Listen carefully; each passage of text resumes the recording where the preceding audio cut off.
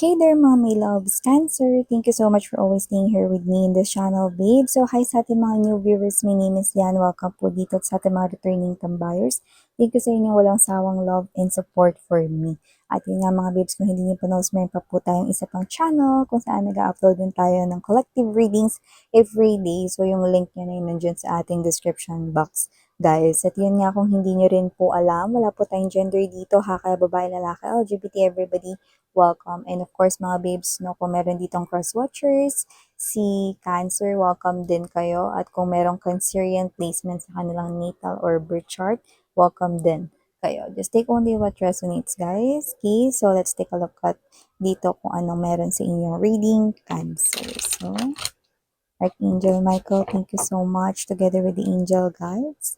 Messages for Cancer, please. What this Cancer needs to know, can you please show me?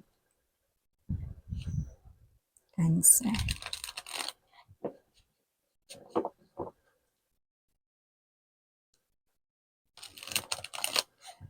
Cancer, this reading is intended for my Cancerian people. Cancer.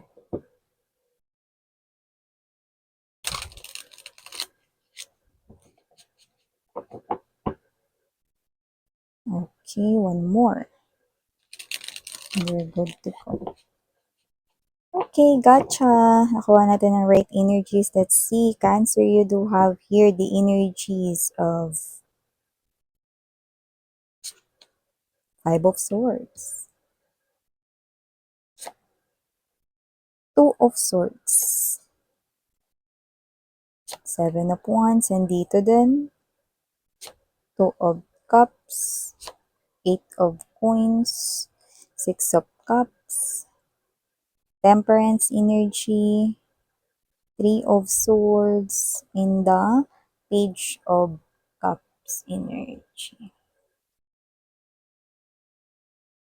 Definitely, I'm seeing someone here na posibleng nagkakaroon rito ngayon ng pagtatalo, no? Or hindi pagkakaintindihan ngayon sa inyo, Cancer, ng iyong person or ka-in relationship. It looks like an ex right here is coming back to you.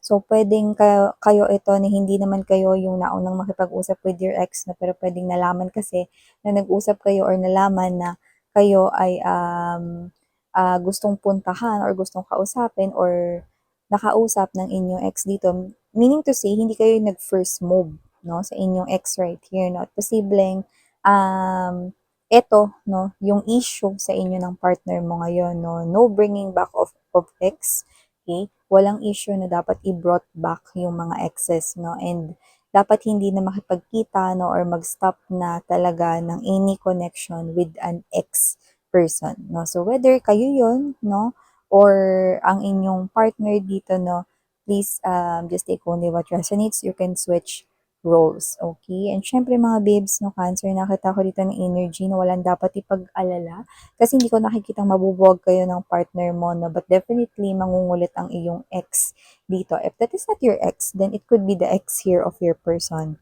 right now. Yeah, I'm seeing couple dito, no, at posibleng yun na nga ang reason ng inyong pag-aaway, yung makulit na ex.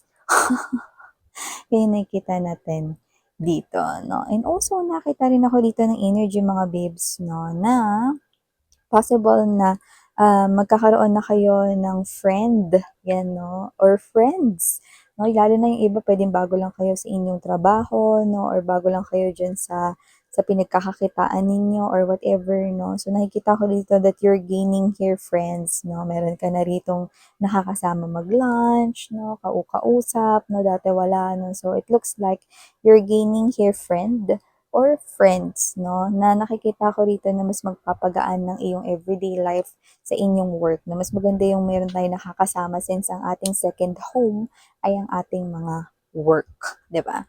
So, maliban dyan, nakita rin ako ng energy rito na posible na kayo ay may pagpipilian rito na options when it comes to job or opportunities pagdating sa trabaho. Ano ba dito yung kukunin ko? Sinong partner ba dito yung kukunin ko pagdating sa business na ito? Ayan, no?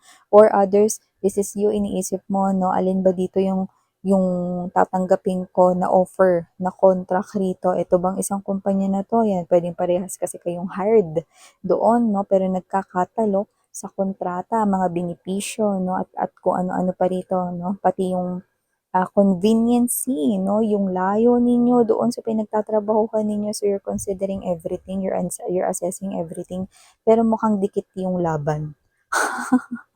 So, nakita tayo rito na medyo mahihirapan kayo dito mag-isip, pero nakikita ko na masusolusyunan nyo rin yan. Eight of Coins energy. So, yun o.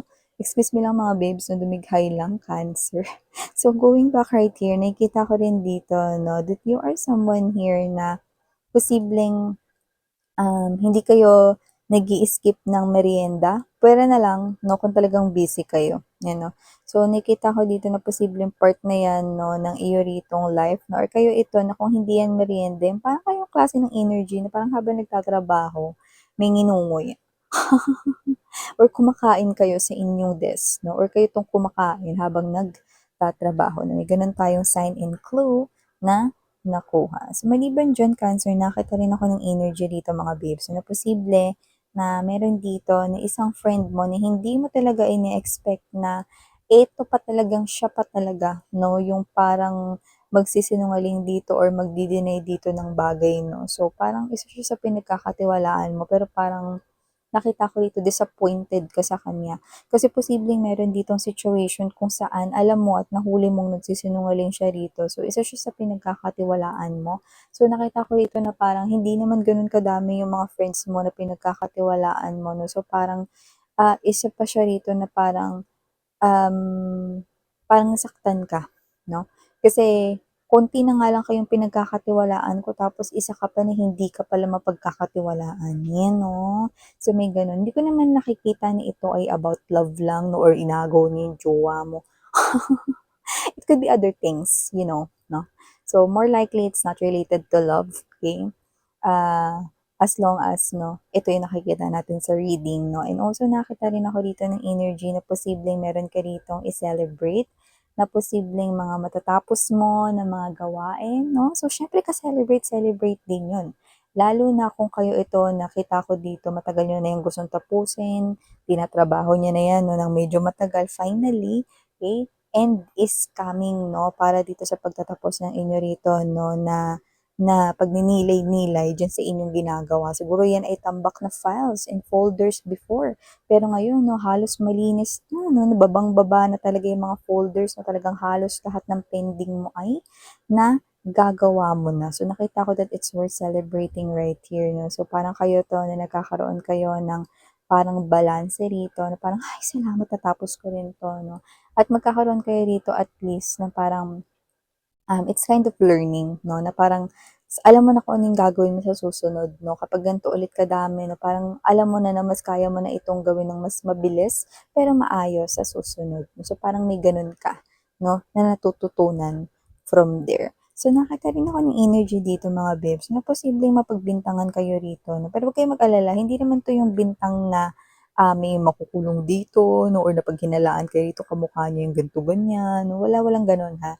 Ang nakita ko dito, ang pagbibintangan kayo rito na posibleng ito ay may kinalaman sa nawawalang bagay. Ano? So, either kasi kayo yung nakita doon, malapit dun sa bagay na yun or whatever, no?